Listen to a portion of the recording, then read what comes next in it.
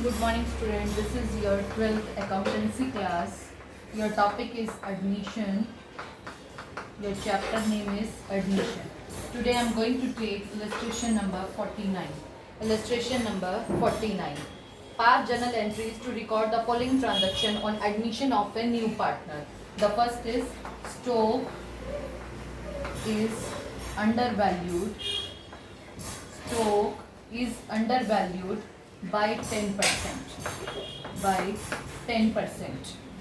Under valued है यानी कि हमने 10% से कम दिखा रखा है और स्टॉक की वैल्यू गिवन है book value of stock is ₹54,000. Clear. Stock क्या है? Under valued. कितने से? 10% से. 10% से. तो जितना अंडर वैल्यूड हो, अंडर वैल्यूड के केस में आप क्या करोगे? 100% माइनस जितनी वैल्यू आपने अंडर वैल्यूड कर रखी है माइनस कर दो. तो ये आ गई आपके पास 90%. तो इसका मतलब आपने 54,000 को 90% के बराबर दिखा रखा है. तो एक्चुअल वैल्यू क्या होगी? एक्चुअल वैल्यू के लिए 54,000 को जितना परसेंट है उसके अपोजिट से मल्टीप्लाई कर दो. 100/90. 10 से 10 कैंसिल. 9 6 6,000 यानी कि टोटल वैल्यू है 60,000 और आपने दिखा रखा है 54. तो आपको कितने का प्रॉफिट हुआ? प्रॉफिट हो गया 60,000 माइनस 54,000 6,000. ये आपका हो गया प्रॉफिट. और प्रॉफिट कहाँ शो करते हैं रिवैल्यूएशन अकाउंट में?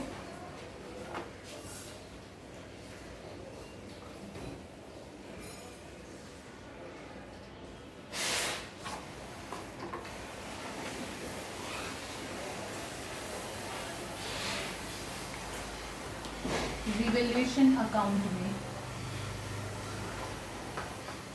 आप कैसे शो करते हो?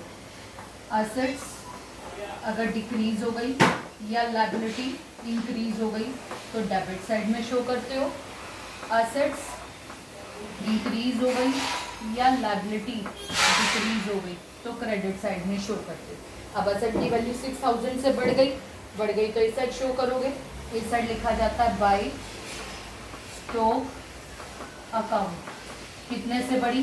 6,000 से. तो जर्नल क्या बनाओगे? Stock account debit to revaluation account.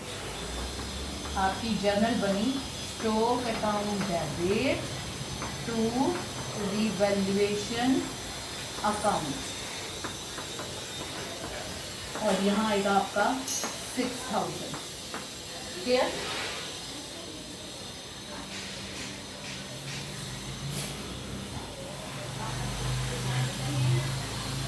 Second है stock is overvalued. Stock is overvalued by 10%. Overvalued by 10%. इससे पहला कंसेप्ट लिया अंडर वैल्यूड का, अब कंसेप्ट है ओवरवैल्यूड का. Book value of stock is 66,000. Book value of stock is 66,000. अब देखो, अब है ओवर वैल्यूड का केस. जब अंडर वैल्यू था तो आपने माइनस किया.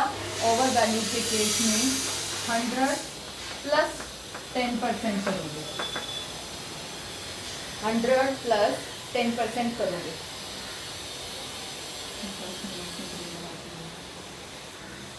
तो टोटल वैल्यू हो गई आपके पास 110%. आपके पास टोटल वैल्यू हो गई 110%. यानी कि आपने 10% से ज़्यादा दिखा रखा है तो आपने नुकसान कर रखा है. तो अब आप इसकी वैल्यू कैसे प्रेडिक्ट करोगे? Actual value is equal 66,000 into 100/110. Clear. 100/110. 10 से 10 कैंसिल. 11 6 6,000. 6,000 को 10 से मल्टीप्लाई करोगे 60,000. तो आपकी वैल्यू है 60 लेकिन आपने शो कर रखी है 66, तो आपको कितने का लॉस हुआ? Loss will be 66,000 minus 60,000, the value is 6,000। Clear? अब रिवैल्यूएशन अकाउंट, इस साइड आप लॉस दिखाते हो सारे। अब आपका ये लॉस हो गया, तो अब आप यहाँ लिखोगे टू स्टॉक अकाउंट 6,000। तो एंट्री बनी revaluation account debit to stock account 6,000। Journal बन गई revaluation account debit to stock account 6,000। Third,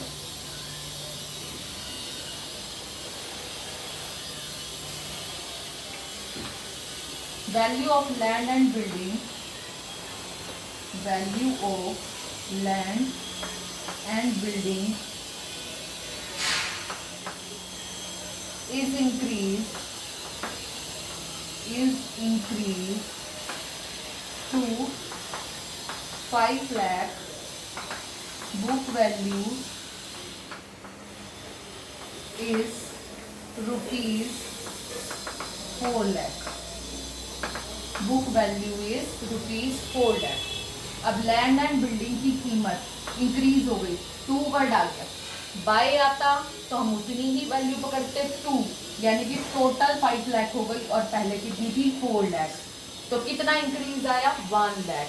asset बढ़ गई तो क्रेडिट साइड में दिखाओगे, रिवैल्यूएशन अकाउंट के इस साइड लिखोगे टू लैंड एंड बिल्डिंग, कितने से इंक्रीज हुई? 1 लाख से। तो इसकी जर्नल क्या बनाओगे? Sorry, bye.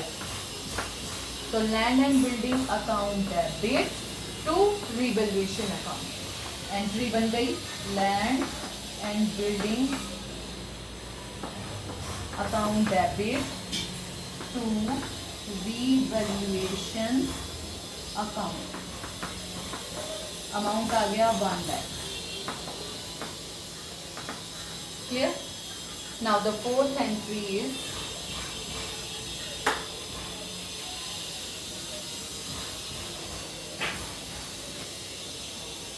value of land and building. Value of land and building is to be increased by 5 lakh, by 5 lakh, book value is rupees 4 lakh। Clear? जब 2 होता है तो हम दोनों के बीच का डिफरेंस लेते हैं। अब वर्ड गिवन है बाय, तो इतने से बढ़ गई, तो रिवैल्यूएशन अकाउंट में यहाँ लिखेंगे by land and building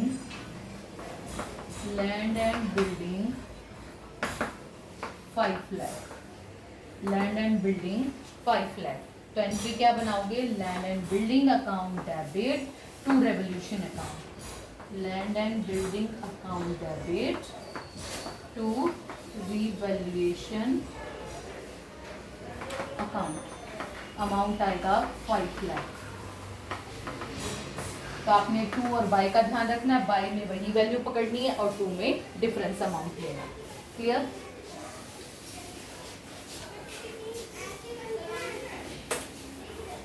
Now the fifth one is a debtor whose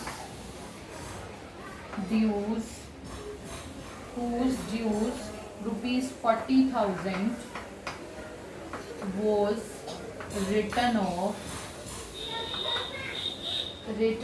as bad debts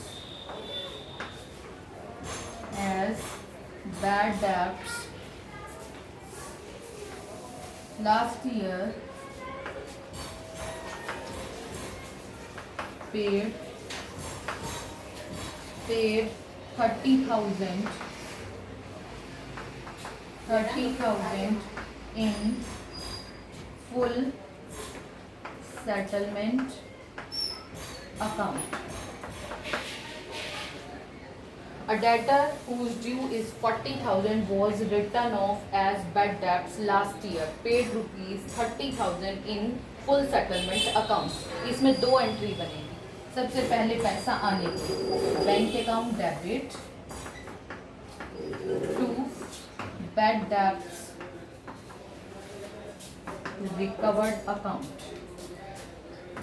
Bad debts recovered account. Clear? Bad debts recovered account. आपका जो पैसा डूबा हुआ था वो आपके पास आ गया. कितने से आ गया? 30,000 से. First entry is clear. Second, ये रिवोल्यूशन में ट्रांसफर होगी. कहाँ? क्रेडिट साइड पे, क्योंकि आपको मुनाफा हो गया. तो रिवोल्यूशन अकाउंट में bad debts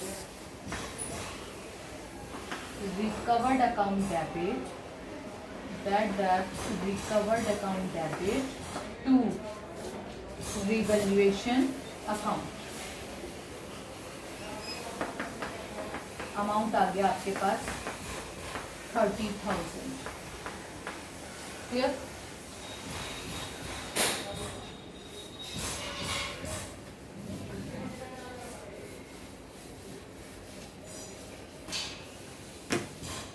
Next, an old customer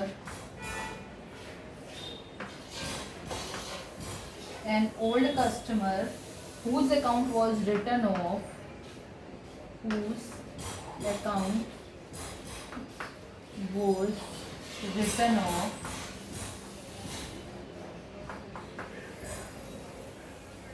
as bad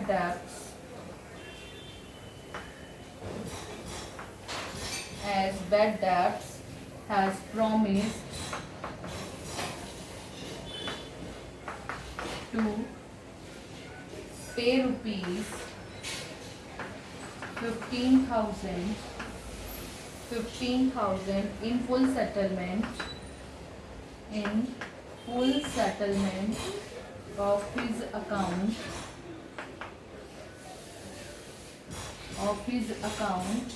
of rupees 25,000. Clear? आपका एक कस्टमर था जिसने आपके पैसे देने थे, उसे आपने रिटर्न ऑफ कर दिया एज बैड डेब्ट्स. लॉस हो गया, आप भूल गए. लेकिन अचानक उसने प्रॉमिस कर दिया. तो इसका मतलब वो देगा. आपके मन में एक होप आ गई कि मेरा पैसा आएगा. बट 25 की जगह 15 आ रहा है, तो आपके डेटर्स अल्टीमेटली इंक्रीज हो गए. इंक्रीज होते ही आपको प्रॉफिट हो गया. तो आप कैसे लिखोगे? रिवैल्यूएशन अकाउंट में इस साइड आएंगे बाय सन्ड्री डेटर्स अकाउंट. कितने से? 15,000 से. तो जर्नल क्या बनाओगे? Sundry debtors account debit to revaluation account. Entry बन गई sundry debtors account debit to revaluation account. Amount आएगा 15,000. Clear?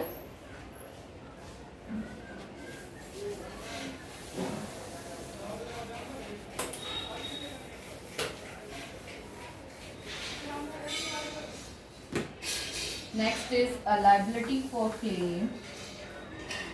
A liability for claim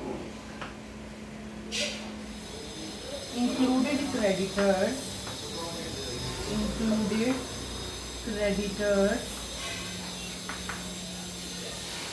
for 20,000 settled at 16,000. settled at 16,000. एक लाइबिलिटी थी जिसने पैसा मांगा, क्लेम किया मतलब पैसा मांगा, जो कि क्रेडिटर्स में इंक्लूड थे. 20,000 के थे और 16,000 हमने पे किए. तो 4,000 का हमें क्या हुआ? प्रॉफिट हुआ. ठीक है. तो आप क्या करोगे? क्रेडिटर्स आपके खत्म हो गए. खत्म होंगे तो उसका उल्टा बैलेंस यानी कि डेबिट लेंगे. तो क्रेडिटर्स अकाउंट डेबिट कितने के थे? 20 के.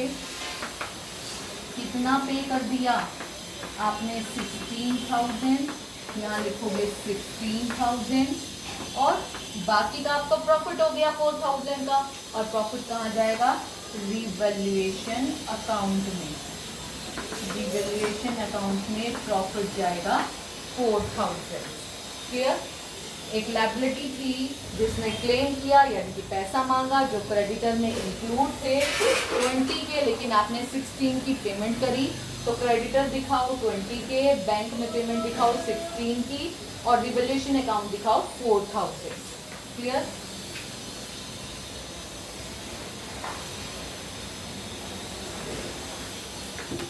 Then the last, a customer purchased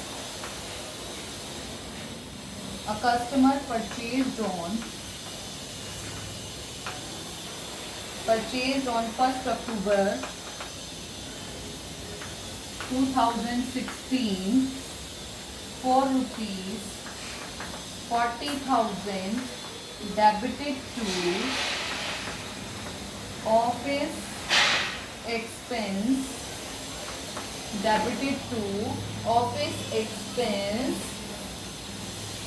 account is to be brought into account on 31st March 2018, charging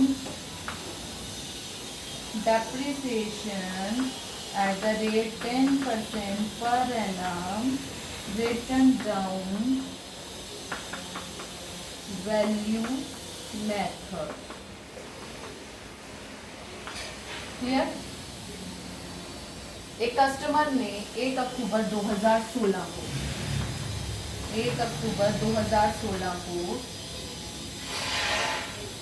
purchase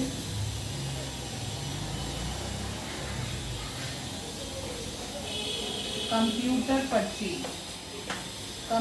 खरीदा 40,000 का, और गलती से उसे डेबिट कर दिया ऑफिस एक्सपेंस में, जो उसकी गलती थी, क्योंकि इसलिए हमारी असेट साइड में दिखाया जाएगा।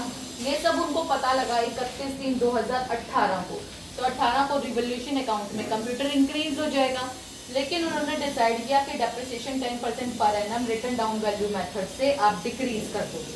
अब ये साल 1 अक्टूबर 2016 वाला 31 मार्च 2017 को खत्म हो जाएगा, तो इतना डेप्रिसिएशन आप माइनस कर दोगे। अक्टूबर, नवंबर, दिसंबर, जनवरी, फरवरी, मार्च, 6 मंथ्स का 40,000 का 10% डेप्रिसिएशन लगाओगे 4,000, आधे साल का 2,000। क्लियर? तो इसमें से 2,000 का डेप्रिसिएशन आप माइनस कर दोगे 31/3/2017 को, इसकी वैल्यू रह गई 38,000। अब क्योंकि हमें 31/3/2018 को पता चला, एक साल और खत्म हो गया, तो एक साल का और डेप्रिसिएशन लगेगा। आप डेप्रिसिएशन लगाओगे 10% पर एनम के हिसाब से, अब डेप्रिसिएशन जाएगा 3,800। ये जाने के बाद इसकी वैल्यू रह गई 34,200, वैल्यू रह गई 34,200। तो इतने की आपकी कंप्यूटर की वैल्यू उसमें शिफ्ट हो जाएगी। आप क्या दिखाओगे? Revaluation account to computers account 34,200। आपकी एंट्री बनी computer account debit to revaluation account. अब आपकी जर्नल क्या तैयार होगी?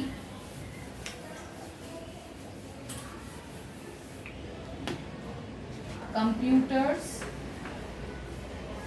Account debit to revaluation account 34,200। Clear?